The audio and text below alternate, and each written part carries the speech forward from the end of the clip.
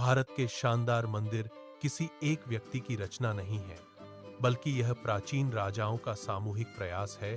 शासकों और गहरी भक्ति तथा आध्यात्मिकता से प्रेरित भक्तों द्वारा ये पवित्र संरचनाएं एक समृद्ध सांस्कृतिक और आध्यात्मिक विरासत का प्रतीक हैं, जो विस्मय को प्रेरित करती रहती है। सबसे शुरुआती मंदिरों के प्रमाण वैदिक और गुप्त काल से मिलते हैं, विशेष रूप से चौथी और छठी शताब्दी के बीच, जब पहले पत्थर के मंदिर उभरने लगे। यह युग पूजा के सरल रूपों से अधिक स्थायी स्थापत्य अभिव्यक्तियों में एक महत्वपूर्ण संक्रमण का प्रतीक है। प्रारंभिक मंदिर, हालांकि बाद के मानकों के अनुसार शायद मामूली थे, उन्होंने भविष्य की भव्य डिजाइनों के लिए मूलभूत सिद्धांतों को स्थापित किया। उन्हें अक्सर गुफाओं में तराशा जाता था या बुनियादी पत्थर के खंडों से बनाया जाता था, जो मंदिर वास्तुकला के प्रारंभिक चरणों को दर्शाता है। इस मूलभूत अवधि के बाद चोल, पल्लव, चालुक्य और राष्ट्रकूट जैसे महान राजवंश प्रमुखता से उभरे। ये शक्तिशाली साम्राज्य गहरी धार्मिक मान्यताओं और विशाल संसाधनों से प्रेरित होकर तेजी से भव्य और विस्तृत मंदिरों के निर्माण का कार्य शुरू किया। प्रत्येक राजवंश ने एक अमिट छाप छोड़ी। इन स्मारकीय संरचनाओं में अपनी अनूठी कलात्मक और स्थापत्य कौशल को दर्शाया। उदाहरण के लिए, चोल अपने ऊंचे विमानों और जटिल कांस्य मूर्तियों के लिए प्रसिद्ध थे। इंजीनियरिंग और कलात्मकता में एक महारत का प्रदर्शन जो लुभावनी बनी हुई है। पल्लवों ने चट्टानों को काटकर वास्तुकला की अवधारणा पेश की, विशाल पत्थरों को उत्कृष्ट मंदिरों में बदल दिया। निर्माण और डिजाइन के लिए एक अभिनव दृष्टिकोण का प्रदर्शन। चालुक्य मंदिर, जो अक्सर अपनी जटिल नक्काशी और तार्किक योजनाओं की विशेषता रखते हैं, उत्तरी और दक्षिणी स्थापत्य शैली का एक सामंजस्यपूर्ण मिश्रण प्रदर्शित किया। इस बीच राष्ट्रकूटों ने विशेष रूप से एलोरा में बेजोड़ अखंड संरचनाओं का निर्माण किया। एक ही चट्टान संरचनाओं से पूरे मंदिरों को तराशना उनकी महत्वाकांक्षा और कौशल का एक वसीयतनामा। ये पवित्र संरचनाएं दिव्य पूजा स्थलों से कहीं अधिक थीं। वे आध्यात्मिक क्षेत्र से जुड़ने, आंतरिक शांति को बढ़ावा देने के लिए जीवंत केंद्र थे और भक्तों तथा साधकों के बीच गहन ध्यान को बढ़ावा देना। उनकी पवित्र दीवारों के भीतर का वातावरण ही मानवीय भावना को उन्नत करने के लिए डिजाइन किया गया था।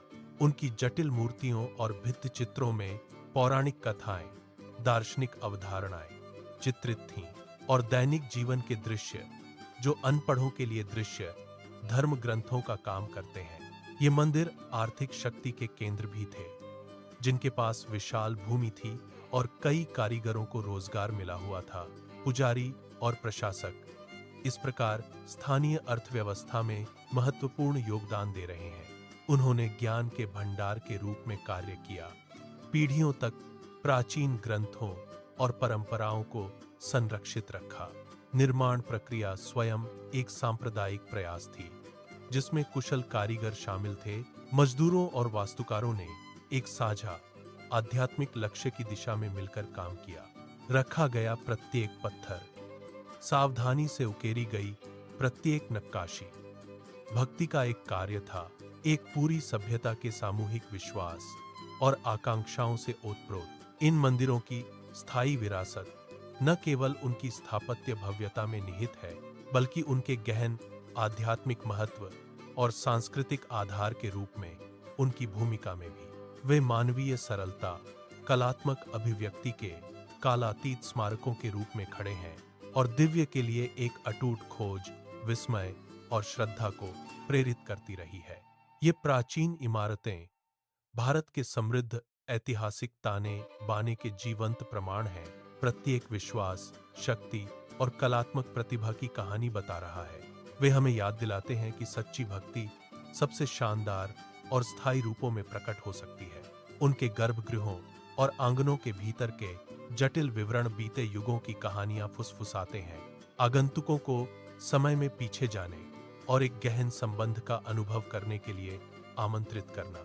गुफा मंदिरों की विनम्र शुरुआत से लेकर बाद के राजवंशों की विशाल संरचनाओं तक भारतीय मंदिर वास्तुकला का विकास एक राष्ट्र की आध्यात्मिक यात्रा को दर्शाता है।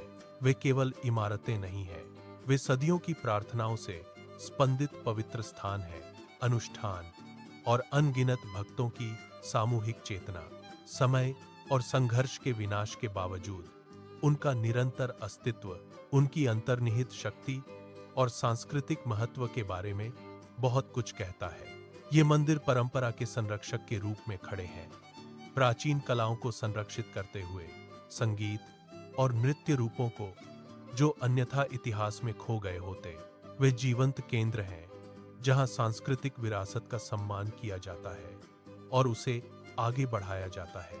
यह सुनिश्चित करना कि अतीत की गूंज वर्तमान में शक्तिशाली रूप से प्रतिध्वनित हो। उनके परिसर के भीतर आध्यात्मिक ऊर्जा स्पष्ट है, जो सालाना लाखों लोगों को आकर्षित करती है, सांत्वना, ज्ञान या बस उनकी भव्यता पर आश्चर्य करने के लिए। वास्तव में भारत के मंदिर केवल स्थापत्य कला के अजूबों से कहीं अधिक हैं। वे इसकी सभ्यता के दिल और आत्मा हैं, जो भक्ति की विरासत का प्रतीक हैं। उनके जटिल डिजाइन और गहन प्रतीकवाद आध्यात्मिक दुनिया की एक झलक पेश करते हैं।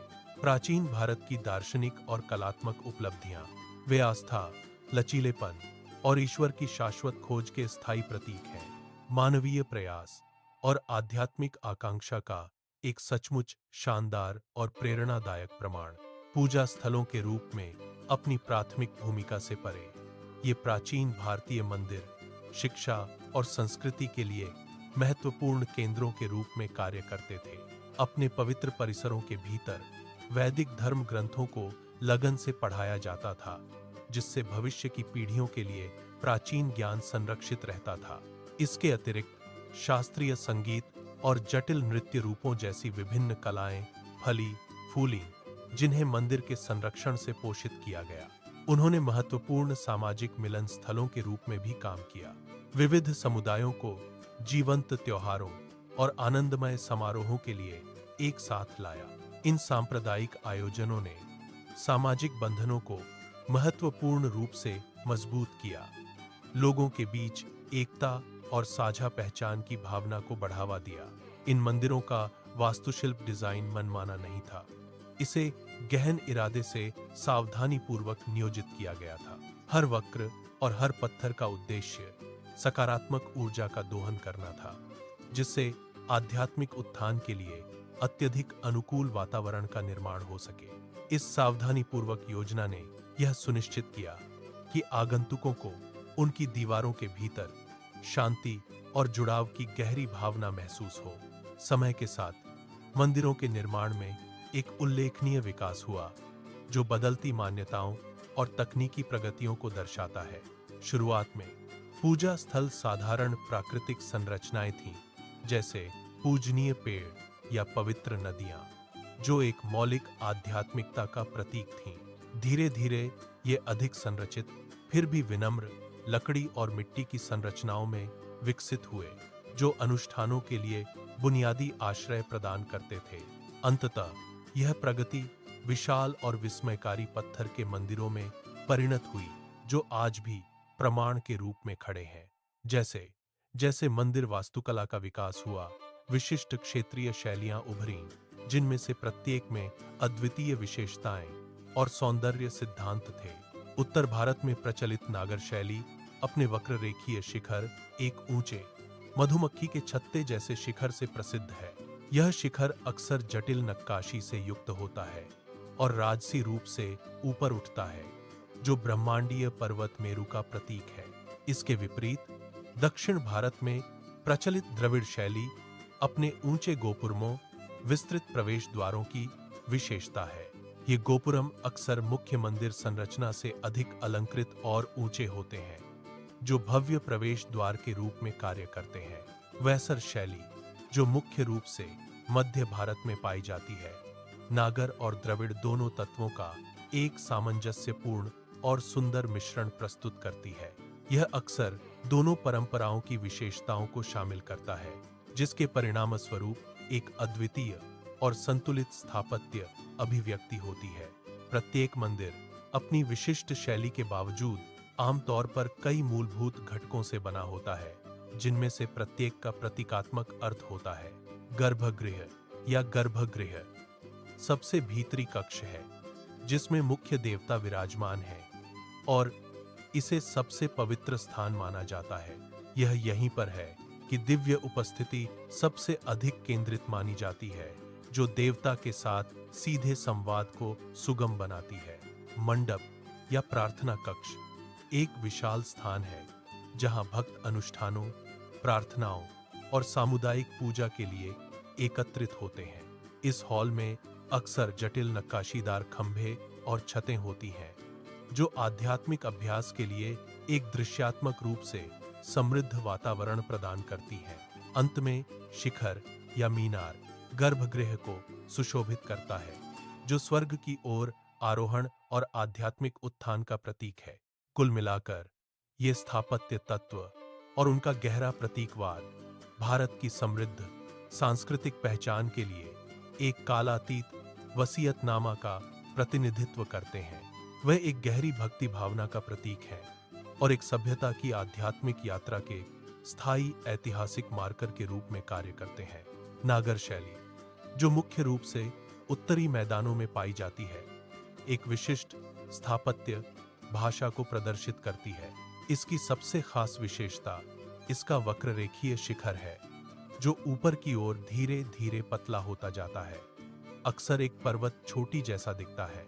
यह शिखर आमतौर पर देवी देवताओं, आकाशीय प्राणियों और पौराणिक कथाओं को दर्शाने वाली जटिल नक्काशी से सुसज्जित होता है।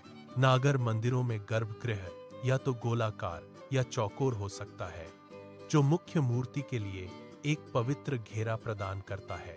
ये मंदिर अक्सर एक ऊंचे चबूतरे पर बने होते हैं, जो उन्हें आसपास के परिदृश्य से ऊपर उठाता है, उनकी पवित्रता पर जोर देता है।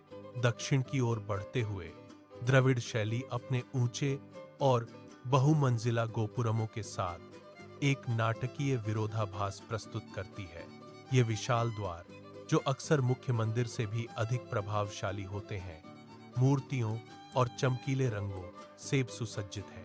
द्रविड़ मंदिरों की विशेषता उनके विशाल मंदिर परिसर हैं, जिनमें अक्सर कई मंदिर, हॉल और पानी के टैंक शामिल होते हैं। द्रविड़ वास्तुकला में मुख्य विमान मंदिर टॉवर आमतौर पर पिरामिडनुमा होता है, जो सीढ़ीदार स्तरों में ऊपर उठता है। यह शैली भव्यता और संलग्न पवित्र स्थान की भावना पर जोर देती है, जिससे एक गहन आध्यात्मिक अनुभव का निर्माण होता है। वैसर शैली, जो मुख्य रूप से कर्नाटक जैसे क्षेत्रों में देखी जाती है, उत्तर और दक्षिण के स्थापत्य दर्शन को खूबसूरती से जोड़ती है। इसे अक्सर एक संकर शैली के रूप में वर्णित किया जाता है, जिसमें नागर और द्रविड़ दोनों परंपराओं के तत्व शामिल हैं। वैसर मंदिरों में नागर शैली का शिखर हो सकता है, लेकिन एक अधिक विस्तृत आधार के साथ, जो द्रविड़ संरचनाओं की याद दिलाता है। वैसर मंदिरों में अलंकरण आमतौर पर बहुत विस्तृत होता है, जो उत्कृष्ट शिल्प, कौशल और कलात्मक संलयन को प्रदर्शित करता है। ये मंदिर अक्सर एक तारे के आकार की योजना प्रदर्शित करते हैं, जो उनके डिजाइन में जटिलता और सौंदर्य अपील की एक और परत जोड़ता है। गर्भगृह, सबसे भीतरी गर्भगृह हर मंदिर का हृदय होता है, चाहे उसकी शैली कुछ भी हो। यह एक पवित्र, अक्सर धुंधला कक्ष होता है, जहां प्रमुख देवता निवास करते हैं, जो गहरी श्रद्धा और आत्मनिरीक्षण को आमंत्रित करता है। मंडप या सभा हॉल एक संक्रमणकालीन स्थान के रूप में कार्य करता है, जो भक्तों को परमात्मा से उनके मिलन के लिए तैयार करता है। यह यही है जहां सांप्रदायिक प्रार्थनाएं, भजन और आध्यात्मिक प्रवचन होते हैं, जो सामूहिक भक्ति की भावना को बढ़ावा देते हैं। गर्भगृह के ऊपर का शिखर या कलश केवल एक स्थापत्य विशेषता नहीं है, बल्कि एक गहरा आध्यात्मिक प्रतीक है। यह ब्रह्मांडीय धुरी का प्रतिनिधित्व करता है, जो सांसारिक क्षेत्र को आकाशीय से जोड़ता है, भक्त की दृष्टि को ऊपर की ओर निर्देशित करता है। जटिल नक्काशी से लेकर समग्र लेआउट तक प्रत्येक भाग मंदिर की पवित्र ज्यामिति और ऊर्जा प्रवाह में योगदान देता है। ये स्थापत्य चमत्कार केवल संरचनाएं नहीं है, वे आस्था, कला और सांस्कृतिक विरासत के जीवंत प्रतीक हैं।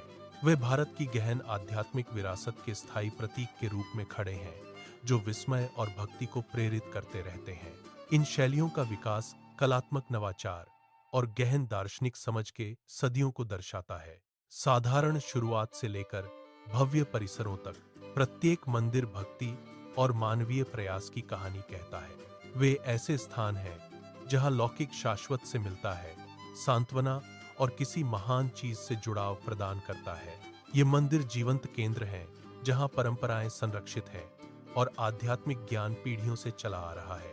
वे हमें याद दिलाते हैं कि मंदिर केवल इमारतें नहीं हैं, वे भारत की पहचान और आत्मा के अभिन्न अंग हैं। उनके विविध रूप उपमहाद्वीप में क्षेत्रीय संस्कृतियों और कलात्मक अभिव्यक्तियों की समृद्ध टेपेस्ट्री का जश्न मनाते हैं। इस प्रकार इन शैलियों को समझना भारत की स्थापत्य और आध्यात्मिक प्रतिभा के लिए गहरी सराहना को उजागर करता है। वे दिव्य के लिए स्थायी मानवीय खोज के शक्तिशाली प्रमाण बने हुए हैं, जो पत्थर और समय में अंकित हैं। ये पवित्र स्थान लाखों लोगों को आकर्षित करते रहते हैं, जो एक कालातीत आध्यात्मिक विरासत की झलक पेश करते हैं।